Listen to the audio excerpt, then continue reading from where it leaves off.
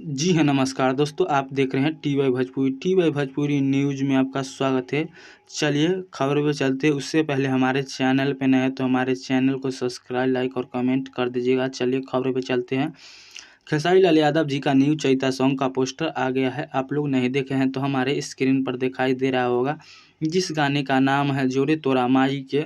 जिस गाने को गाए हैं खेसारी लाल यादव और शिल्पी राज ने इस गाने को गाई है और लिखे हैं कृष्णा बेदर्दी जी ने इस गाने को लिखे और म्यूजिक दिए हैं आर्या शर्मा और वीडियो डायरेक्टर है पवन पाल जी और काम किए हैं खेसारी लाल यादव और रानी एक्ट्रेस ने इस वीडियो में काम की है, जो वायरल म्यूजिक से आने वाला है। जो रानी एक्ट्रेस का खुद का अपना चैनल है वायरल म्यूजिक, जो कल कल यानी 11 अप्रैल यानी कल सुबह 7 बजे आप लोग को ये वीडियो देखने को मिलेगा, जिस गाने का नाम है जोरे तोरा माई के।